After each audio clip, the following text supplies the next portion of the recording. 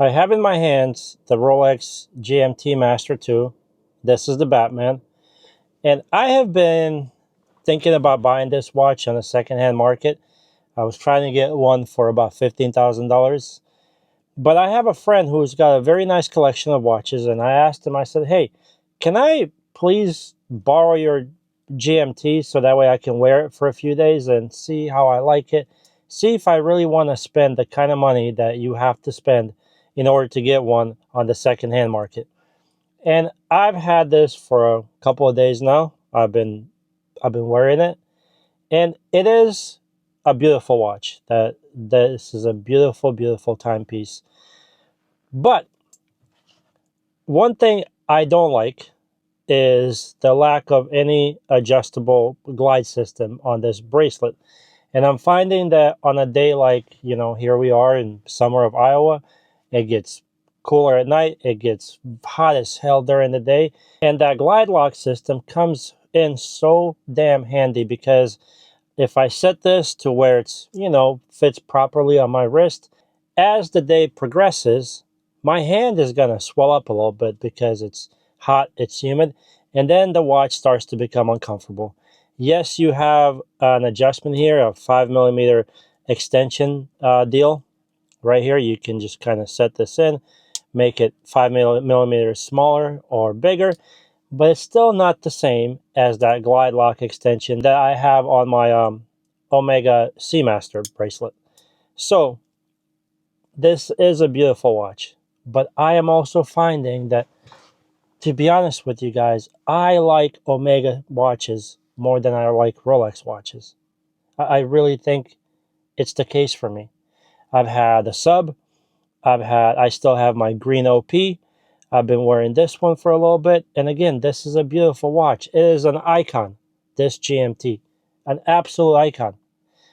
But I love the Omega Seamaster. And I think if I had to choose between one of these two watches, which one I get to keep one forever, I really think that I would take the Omega Seamaster.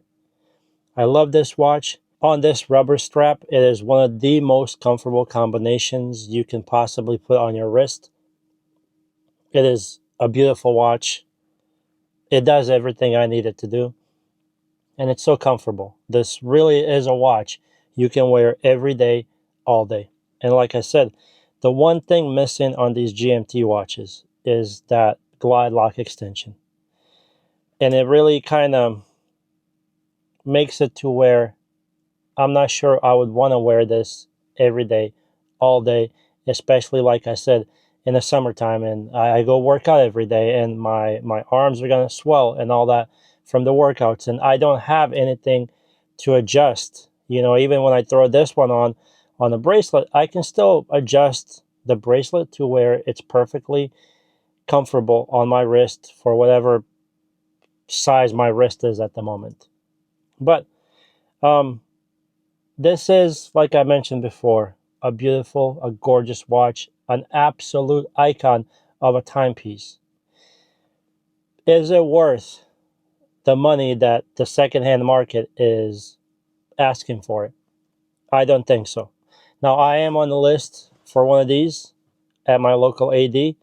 If I get a call that this is available and I can get it at retail, I will absolutely pick up one, because why wouldn't you?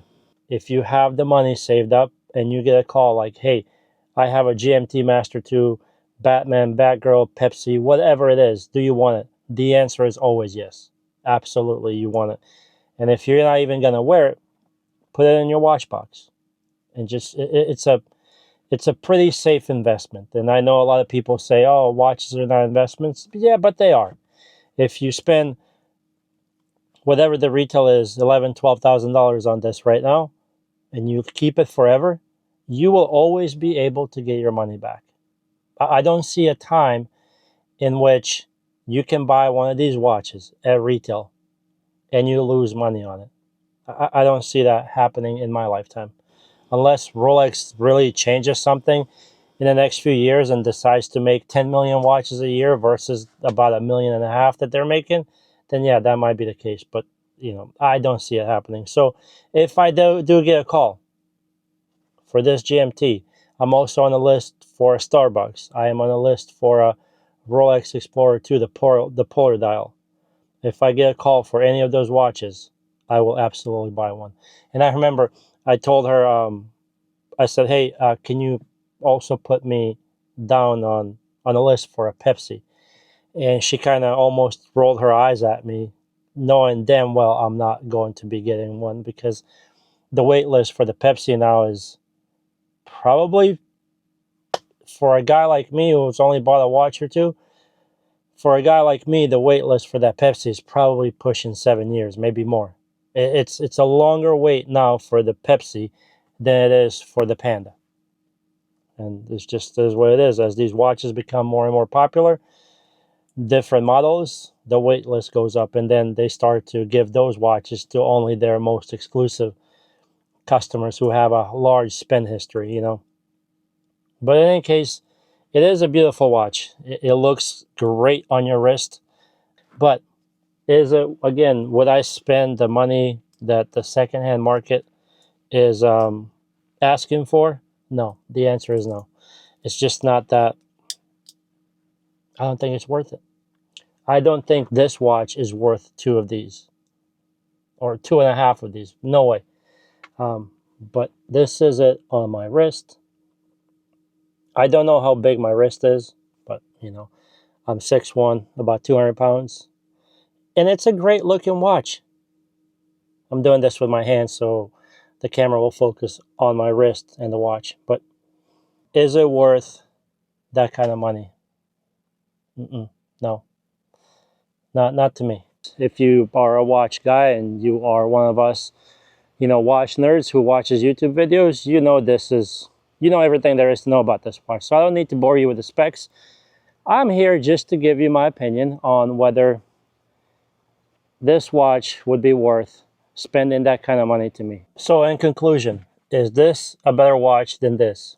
In my opinion, I don't think so. And like I said, I'm starting to realize that I like Omega watches more than I like Rolex watches. And also, I think the whole dealer game of having to wait, getting on these fake lists and blah, blah, blah, and playing a stupid game so you can get one of these, it's a turnoff for a lot of people. Whereas with this, you can just walk into any boutique and pretty much pick up whichever Omega that you want to pick up. And probably, if you can negotiate, a little bit of a discount there as well. Whereas these, like I said, a lot of us, they go into a Rolex and ask for a Batman or a Pepsi or a Panda or anything like that. They might politely say, okay, yeah, we'll put your name on the list and we'll call you. And sometimes they'll just, tell you, yeah, you don't have a shot in hell of getting one of these watches from Rolex because you're just not the customer that we want to allocate one of these watches to. And that's fine. It's how Rolex runs their business and how the AD wait list works. It is what it is. But again, when I can go into an Omega boutique and pick up anything I like, and I'm treated nicely, I'm given a discount, I am welcomed in every time, I think I'd much rather go for this. And as far as quality, how good of a watch it is, this, in my opinion, is probably better than this. But that's just me. What this does a much better, it gives you a much higher likelihood of getting robbed if you're in a big city somewhere. Whereas probably no one's robbing you for your Omega watch. This, someone might chop your hand off, in New York, Chicago, or London, or places like that. We've seen watch crime and watch theft go through the roof over the last few years as, watches have gotten so popular and everyone understands how much they can get for them when they take them off your wrist. So anyway, I don't know if this video did anything for anyone, but it's just my opinion on the GMT Master II Batman.